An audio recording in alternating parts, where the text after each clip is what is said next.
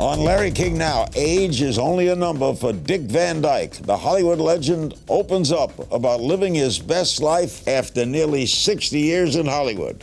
How do you explain your longevity? Well, yeah, I guess genes is part of it. My mother made it to 96, so I have term life insurance, so I have to die pretty quick. Reflects on those magical moments working alongside Mary Tyler Moore. And you also had kind of a relationship, did you not?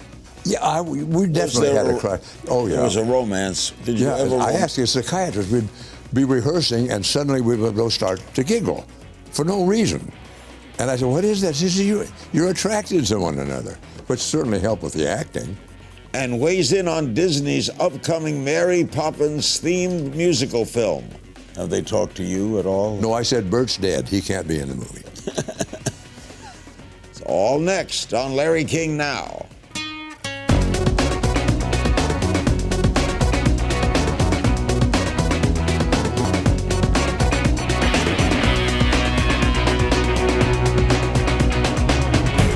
Welcome to Larry King Now. For nearly 6 decades, the legendary Dick Van Dyke has delighted millions of fans with his singing, acting, and dancing. The Emmy, Grammy, and Tony Award winner is most known for his self-titled sitcom, The Dick Van Dyke Show, as well as iconic role in film like Mary Poppins, Bye Bye Birdie, Chitty Chitty Bang Bang. And now, at the age of 89, he'll be 90 in December. He's reflecting on his magnificent career and lending some advice about aging gracefully and positively in his new book titled Keep Moving, and other tips and truths about aging. And a great cover. The jacket, the white shirt, the little suit dance, the little cane. What led you to write this, Richard? Actually, it was my publisher's idea. They came to me about doing a thing about how to be old. And at first I thought it would be a kind of a slim volume. Keep moving. That's the book. Besides that, I hate to give unsolicited advice. So is this a biography or a No, it's mostly about keeping moving and attitudes and openness, keeping open-minded. Once I got started writing, it flowed right out of me. And I realized I had more to say than I thought. You told the Today Show that this is the best time of your life? Yes. You got to be kidding. I'm not kidding. I'm married to a lady who's 46 years my junior. I lost two wives to cancer, and never thought I'd fall in love again. I did, and she's an absolute gem. She sings, dances, cooks, drives the car, and has just been a joy to me. And I'm still singing and dancing. Yeah, how do you explain your longevity? Well, yeah, I guess genes is part of it. My mother made it to 96. And I had an uncle who made it to 92. So I have term life insurance, so I have to die pretty quick. Are you going to make it to 100? I'm going to try. George Burns booked himself right up to that date. I think I'll do the same. It may be a motivation to keep going. I asked George once if he ever had arthritis. He said he was the first one to get it. He invented it, huh? I've had it for years and years. It never bothered me. How can you dance if you have arthritis? I don't know. I was 42, 43 years old, and a doctor said, you're riddled with arthritis. You'll be on a walker. Or riddled with it? Yeah, or a wheelchair in 5 to 7 years. That was all, 45, 6 years ago. I have arthritis, but by stretching and exercising every day, it doesn't bother me. Now, this is a book of how to embrace old age. And it's also revelatory, right? I mean, you just let it all. It's kind of a memoir, too, isn't it? To some extent, yeah. It is things I remember and things, mistakes you can make. I reiterate through the book several times, do never start going down the stairs sideways because it feels good on your knees, because that throws the back out and the hips out, and the next thing you know, you've fallen down and broken your hip. I was walking into a hotel lobby the other day, marble steps down to a marble floor. I tripped, fell down the steps and hit the floor. And everybody come running. I just stood up. Nothing happened. I said, I do this for a living. Are some people afraid of aging? You know what I'm finding is younger people are more afraid of old age than they are of death. There's something about this pop culture. If you're not young and thin and rich and a rock star, you're a failure. The Who had an album with a song in it, I Hope I Die Before I Get Old. And I'm trying to change that attitude. Yeah, I don't want to die. No. Yeah. You're having a wonderful old age. Yeah. Mia Sorvino, Paul's daughter, said on this show, our culture in general, you know, what we do to old people, we shove them into retirement homes. We don't visit them. Other cultures, they love wisdom and experience, and they're revered. These people are at the apex of the culture, but in Hollywood, it's the same sort of philosophy. If you're old... Oh, I know writers, good comedy writers who are in their 60s, who can't get a job only because of their age, not because they're not terrific writers. It's very, very sad. Elderly people used to be venerated, at least for their wisdom. In Asia, there's no But now they get sidelined, warehoused, you know, just pushed off. Asia doesn't have nursing homes. Yeah, I ain't going. No, the person's day. What's the worst thing about aging for you? For me, it has been losing contemporaries and friends. Sinatra said that. All my friends are gone. I know it. I want to pick up the phone and call somebody, and there's nobody left. All of my friends and my doctors are either dead or in wheelchairs. Did you attend a 90th birthday celebration at Disneyland? Are they going to have that for you? I heard they're going to have something for him. I'm going to Disneyland one way or another, but it'd be nice if they recognized my 90th. Why Disneyland? Because of working for Disney? Yeah, it's like a homeland to me. I was one of the great admirers of Walt Disney, we used to say we were both children looking for our inner adult. Did you see the movie they did about the making of Mary Poppins? Yes. That was very good movie. Very, very good. Yes, and Tom Hanks was a perfect Disney, too. And Emma was a great Mary Travis. Yeah. I had known she was a bit of a curmudgeon, but I didn't know until I saw the movie how bad she was. Did you know that movie would be a hit? I think it was the only production I've ever been in that we felt each day there's something magic happening. It just was in the air. We felt it. Those great songs by the Sherman Brothers, it just felt, we knew it was going to be good. And it's, I hear they're going to do a sequel, which the sequels usually aren't as good. How did you like working with Julie Andrews? Oh, a pleasure. I've been the luckiest person in the world when it comes to leading ladies.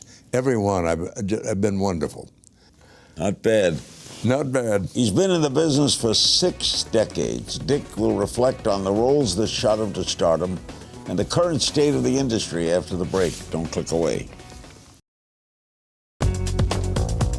We're back with Dick Van Dyke. The book is Keep Moving, published by Weinstein, who published my last 2 books. Did they? This is going to be a major bestseller. I don't think there's a doubt about it, Dick. You know, unless it's Gone with the Wind, it's not a profitable thing to do. You have to need to write the book. Yeah, it's very true. Mary Tyler Moore, your friend and former co-star, said this about you. In my opinion, luck has little to do with Dick Van Dyke's life. It is rather his innate kindness and talent that have had an extraordinary effect in shaping the man. What a nice thing to say. I hear Mary is not well. No, she is not. She has diabetes, which she's had for years, and it's taken a toll on her. She's not well at all. I feel terrible. You see her or talk to her? Once in a while. I've talked to her husband a few times. She really is not even communicating now. I don't know how bad that is, but it makes me sad. What would she like to work with? Oh, you know, when we first met, before we did the pilot, I said, she was 12 years younger than I. And I said, Carl, she's awfully young. And she had this kind of mid-Atlantic accent, like a Katharine Hepburn. She had never done comedy. And being around Moy Amsterdam and Carl and Rosie and me, she, within no time at all, became as good a comedian as I've ever worked with. She was just sensational. And you also had kind of a relationship, did you not? Yeah, we definitely had a crush. Oh, yeah. There was a romance. Did you ever? I asked a psychiatrist, we'd be rehearsing, and suddenly we would both start to giggle for no reason. And I said, what is that? She said, you're attracted to one another, which certainly helped with the acting. Disney is planning, I'm told, a new musical film featuring Mary Poppins, the idea of... Yes, but without the Sherman Brothers and without Walt himself, I don't. I wish them luck, but I'm always worried about sequels. Have they talked to you at all? No, I said Bert's dead. He can't be in the movie. Let's talk about Hollywood. Celebrity means a different thing nowadays. You know, the Kardashians are a celebrity. You don't have to do anything to be famous. Yeah. What do you make of this? What is... I don't know. It's not the show business that I knew. As a matter of fact, it's not the world I knew. It's Orwellian to me. Yeah, it is. It really is. No privacy. No, none whatsoever. And what I see, looking back over 90 years, we've always had laws, you know, that protected us from hurting one another or stealing, but suddenly they passed laws to protect us from ourselves. You know, it started with seat belts, which is a good idea, but now they watch everything our medicine, and we can't move anywhere because there are laws to protect us from ourselves. Have you ever had a major illness? Oh, yeah. Last year I had a lung collapse, completely collapse. They had to like glue it to my breast. I went ahead and danced. I haven't noticed any difference. Yeah, I've had a lot of things happen, but I'm still going. But how did you? What was your break? How did you start? I was a radio announcer as a kid, at 17, and I thought television is coming. That's what I'll be, a television announcer. But then I started having kids and had to beat the bushes, and I was doing a very bad game show on ABC, and I just stunk, and the show stunk. So I'd go out between shows and audition for everything, except maybe opera and ballet. And I got on a show. And I told him I could dance. What show was it? It was Bye Bye Birdie. Gower Champion said, "We'll teach you." And all of a sudden I was dancing. It was like flying. I said, where has this been all my life? And started singing and haven't stopped. Just amazing. My heart was in my mouth a lot because you're always doing something that I wasn't prepared for. So it started on Broadway. Yeah. Yeah, certainly. Did that bring you to Hollywood? Right. Carl Reiner saw me in Bye Bye Birdie and offered me what was then, it had another name. And Sheldon Leonard said, "Why don't you get a better actor?" But you'll forget. Carl is still going. Oh, 93 and still bright. Still funny and... Wonderful. He's just my favorite human being. Why did that show work? How long was that on? Just 5 years. That's all? What Carl said at the beginning. 5 years was going to be it. I don't know why. He felt that you begin to caricature yourself or something. I'd still be doing it if they'd let me. It's the most fun I ever had. He never allowed us to use any slang of the day or mention any current events, so it stayed kind of Asian. And even the clothes are coming back into style. Yeah, they show it everywhere, right? Yeah. How did you get Mary Poppins? I thought it was because I could sing and dance. Walt Disney said he read an interview in which I said there wasn't enough family entertainment around. And he knew that I could sing and dance, but that's why he hired me. And one of the greatest things that ever happened to me. Did you like that part right away? Oh, immediately. The Sherman Brothers sat down and played the score. I don't think there's any writing team ever who wrote so many songs, all great, right through Mary Poppins and Chitty Bang Bang. They wrote those songs. Oh, I know. Oh, just marvelous. I find myself singing them today. And Julie Andrews didn't get My Fair Lady, so she got Mary Poppins and won the Academy Award. Yeah. Isn't that ridiculous? They'll never get over that. When we come back, who was Dick Van Dyke's first kiss? See if he can remember. We learn in a game of If You Only Knew. Back with the wonderful Dick Van Dyke right after this. We're back with Dick Van Dyke. You also had a TV show where you were a detective. Yes, Diagnosis Murder. Diagnosis, you were a doctor who was a detective, right? Yeah, Freddie Silverman talked me into that. It ran for 10 years. Yeah. And I took nepotism to its ultimate. I used all my grandkids. And recently you've been in all 3 Night in the Museum movies. I was in the second one, but I ended up on the cutting room floor. Mickey Really? Rooney and I didn't make it. You worked with Robin Williams. Yeah, I never had a scene with Robin. Really? Not one. Or Ricky Gervais. I wanted to work with both of them and didn't have the chance. We'll never see another Robin Williams. Yeah, no. You know, I think there's a price for being a genius. Gandolfo and Philip Hoffman. Yeah. It's just so many greatly talented people, not even very old. You're a genius. Did you ever succumb to any To what? drugs or problems? Or... Oh, sure. I had a drinking problem for a number of years. Yeah, and I had to get rid of it. And how did you do that? It just disappeared. Finally, it didn't make me feel good. I would feel a little dizzy and sick. So, well, and it finally just went away. I wish the same thing had happened with smoking, which is a lot harder. Me too. I had a heart attack to stop me from smoking. Did you? I smoked 3 packs a day. Oh, me too. Yeah. That's why we have these voices. So you just stopped, right? Just quit, yeah. Okay, we have a little game of If You Only Knew. I just throw some questions at you. Oh, okay. Who's the first girl you ever kissed? My sweetheart in high school, who I was going to marry, and I came home from the war, and she threw me over. Dear John. What was her name? Nancy. Nancy. Yeah. You were in the World War II? Kind of. I was in training when the war ended. Proudest accomplishment? You know, I think it depends on the time of your life. Something is important when you're 10. You know. Yeah. Why haven't you gotten a Kennedy Center honor? I don't know. I never. That bugs me. I got along well with with the family. I don't know. I've had plenty of honors. Funniest fan encounter? A lady had me sign a white chicken, a live white chicken. Handed me a laundry marker, and that was a battle, but I got it done. Something no one knows about you? These days, I think everybody knows everything about everybody.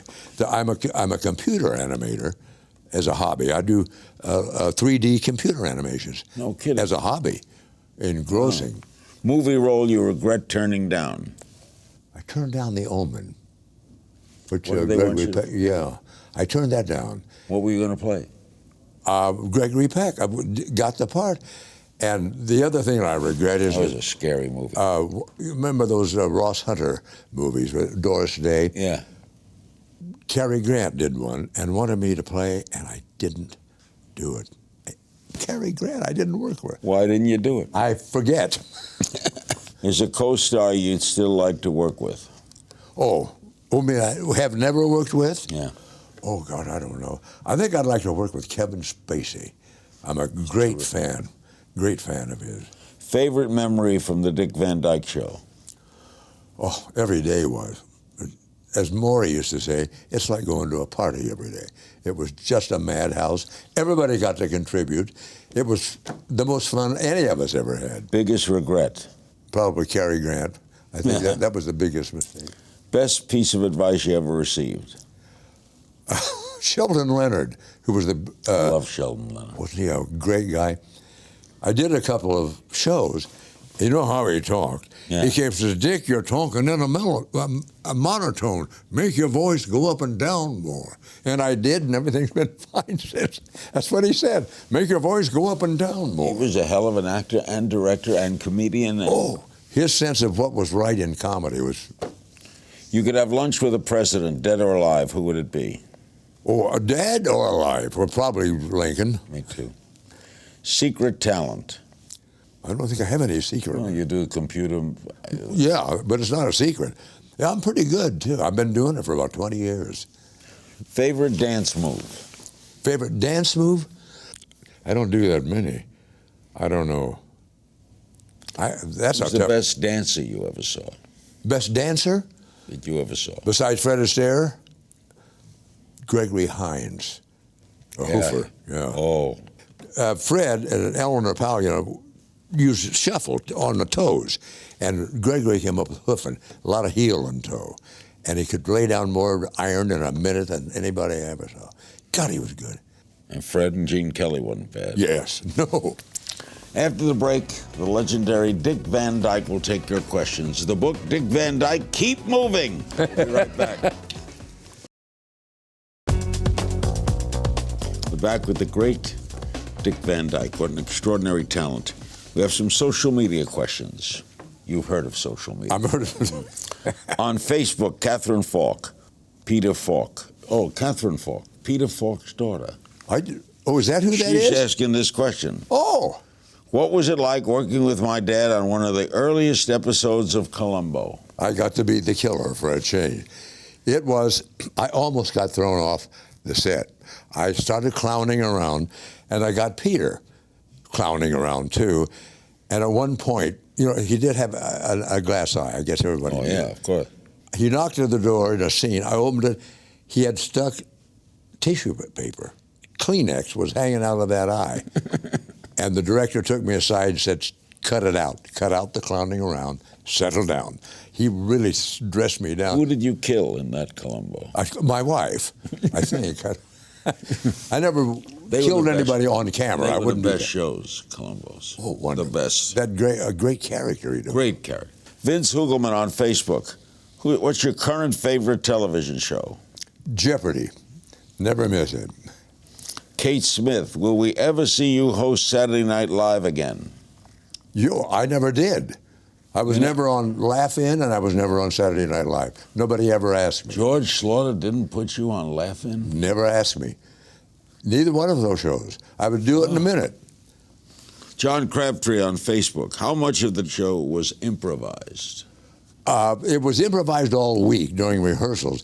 The only person who ever really improvised during the filming was Maury Amsterdam.